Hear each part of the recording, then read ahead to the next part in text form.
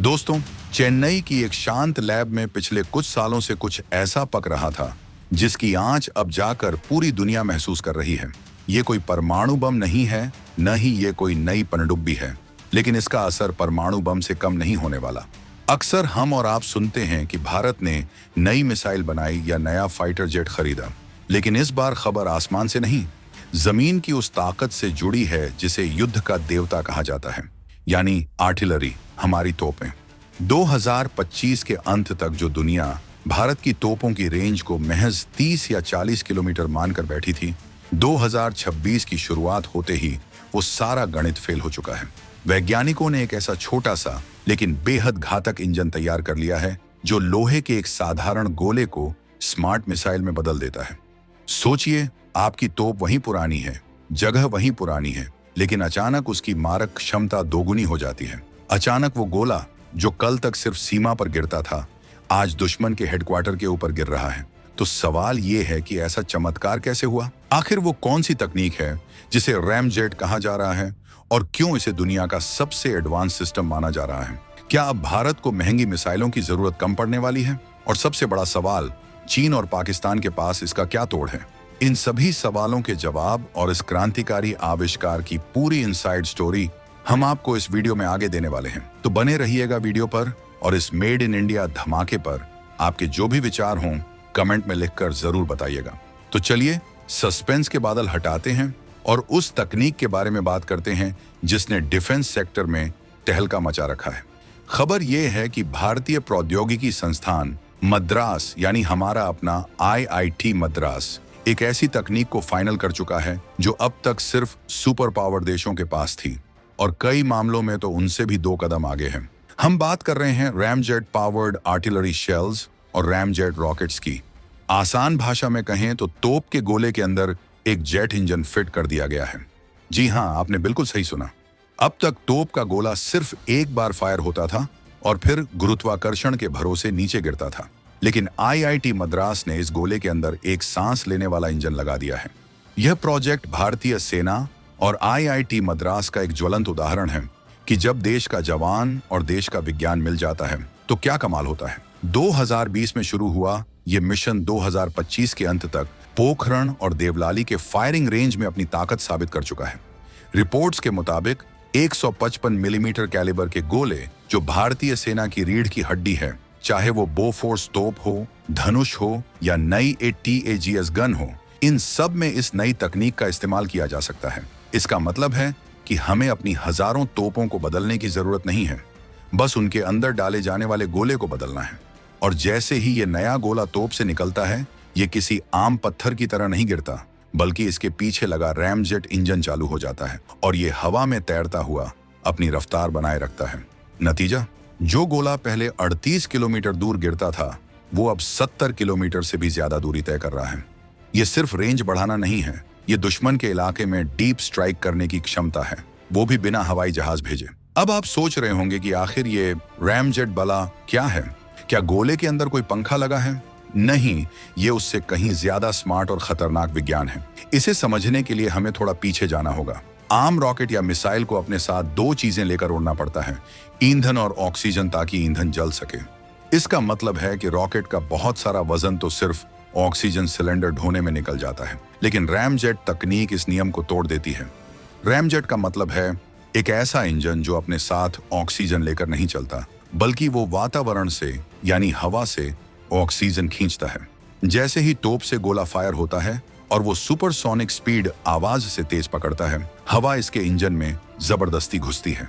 अंदर का आकार ऐसा बनाया जाता है कि ये हवा को दबाकर इतना गर्म कर देती है कि उसमें ईंधन डालते ही वो जल उठता है और पीछे से भयानक थ्रस्ट पैदा करता है। IIT मद्रास ने इसी तकनीक को एक छोटे से 155 मिलीमीटर के गोले में फिट कर दिया है। सोचिए, एक ऐसी मशीन जिसमें कोई घूमने वाला पार्ट नहीं है, कोई टरबाइन नहीं है, बस हवा को चीरती हुई रफ्तार है। चूंकि इसे ऑक्सीजन साथ नहीं ले जानी पड़ती, इसीलिए इसमें बारूद और ईंधन भरने के लिए ज्यादा जगह बचती है। इसका सीधा मतलब है ज्यादा तबाही और ज्यादा दूरी। जब ये गोला दुश्मन के ऊपर गिरता है तो इसकी रफ्तार मैक 3 यानी करीब 3700 किलोमीटर प्रति घंटा होती है। इतनी रफ्तार पर गिरने वाली चीज को रोकना किसी भी एयर डिफेंस सिस्टम के लिए लोहे के चने चबाने जैसा है। अब जरा नक्शे पर नजर डालिए और समझिए कि यह तकनीक चीन और पाकिस्तान के लिए एक बुरा सपना क्यों बन गई है। युद्ध में एक बहुत पुराना नियम है, जो ज्यादा दूर से मार सकता है वही जीतता है, स्टैंड ऑफ कैपेबिलिटी। अब तक पाकिस्तान की सीमा पर अगर हमें उनके अंदर 60 से 70 किलोमीटर दूर किसी आतंकी कैंप या बंकर को उड़ाना होता था तो हमारे पास दो ही रास्ते थे।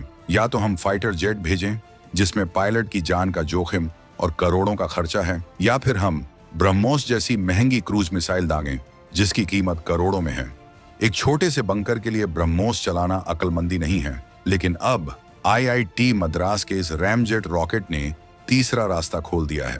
अब हम अपनी सीमा के 20 किलोमीटर पीछे सुरक्षित खड़े होकर अपनी तोप का मुंह ऊपर करेंगे और फायर कर देंगे। ये गोला 70 से 80 किलोमीटर दूर जाकर गिरेगा। इसका मतलब है कि पाकिस्तान की नसर जैसी टैक्टिकल मिसाइल बैटरियां, उनके सप्लाई डिपो और उनके रिजर्व फोर्स के ठिकाने जो अब तक सुरक्षित माने जाते थे, वो सब हमारी आर्टिलरी की रेंज में आ गए हैं। चीन के लिए तो ये और भी बड़ा सिरदर्द है। लद्दाख और अरुणाचल की पहाड़ियों में जहां फाइटर जेट्स को उड़ने में दिक्कत होती है, वहां तोपें ही राजा होती हैं। अगर हमारी तोप नीचे घाटी से फायर करके पहाड़ के उस पार 70 किलोमीटर दूर दुश्मन को हिट कर सकती है, तो चीन को अपनी सेना को बहुत पीछे हटाना पड़ेगा। इसे मिलिट्री भाषा में कहते हैं बैटल फील्ड को स्ट्रेच कर देना। हमने दुश्मन को मजबूर कर दिया है कि वो हमसे दूर रहे, और अगर वो दूर रहेगा तो वो हम पर हमला नहीं कर पाएगा। ये है भारत की नई नॉन कॉन्टैक्ट वॉरफेयर रणनीति। युद्ध सिर्फ हथियारों से नहीं, अर्थव्यवस्था से भी लड़ा जाता है, और यहीं पर आईआईटी मद्रास का ये आविष्कार सबसे बड़ी चोट करता है। एक पिन पॉइंट स्ट्राइक के लिए गाइडेड मिसाइल की कीमत 5 से 10 करोड़ रुपए हो सकती है, जबकि एक 155 मिलीमीटर का आर्टिलरी शेल, चाहे वो रैमजेट वाला ही क्यों ना हो, उसकी कीमत महज कुछ लाख रुपए होगी। इसका मतलब है कि जिस कीमत में हम एक मिसाइल दागते थे, उसी कीमत में हम दुश्मन पर 50 ऐसे रैमजेट गोले दाग सकते हैं। इसे कहते हैं सैचुरेशन अटैक। सोचिए, अगर दुश्मन के रडार ने देख भी लिया कि हमला हो रहा है, तो वो 1 या 2 मिसाइलों को तो रोक सकता है, लेकिन अगर आसमान से एक साथ 100 रैमजेट गोले बरस रहे हों, तो दुनिया का कोई भी डिफेंस सिस्टम उसे रोक नहीं सकता। ये किफायती तबाही है। भारत ने यह साबित कर दिया है कि जुगाड़ और इनोवेशन में हमारा कोई सानी नहीं है। जहां पश्चिमी देश और अमेरिका इसी तकनीक, जिसे वो XM1155 कहते हैं, को बनाने में अरबों डॉलर खर्च कर रहे हैं, वहां हमारे वैज्ञानिकों ने बेहद कम बजट में इसे तैयार कर लिया है। और सबसे खास बात, ये पूरी तरह से स्वदेशी है। इसका डिजाइन, इसका प्रोपेलेंट, ईंधन, इसका मेटल, सब कुछ भारत में बना है। कल को अगर युद्ध होता है तो हमें अमेरिका या रूस के सामने हाथ फैलाने की जरूरत नहीं पड़ेगी कि भाई हमें गोले दे दो।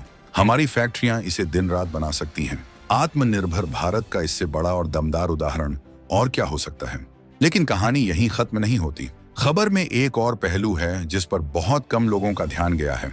आईआईटी मद्रास सिर्फ तोप के गोलों पर नहीं रुक रहा, उनकी नजर अब रॉकेट्स पर भी है। 122 मिलीमीटर के ग्रैड रॉकेट्स और पिनाका सिस्टम के लिए भी इसी रैमजेट तकनीक पर काम चल रहा है। आज पिनाका रॉकेट की रेंज 40 से 75 किलोमीटर के बीच है। जरा सोचिए, अगर उसमें रैमजेट इंजन लगा दिया जाए तो क्या होगा। वो रॉकेट 150 से 200 किलोमीटर दूर तक जा सकेगा। ये एक तरह से मिनी मिसाइल बन जाएगा।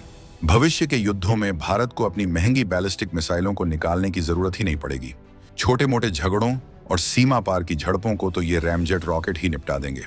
जी न्यूज की रिपोर्ट और अन्य डिफेंस सूत्रों के मुताबिक आईआईटी मद्रास की टीम पहले ही इसके डिजाइन को वैलिडेट कर चुकी है।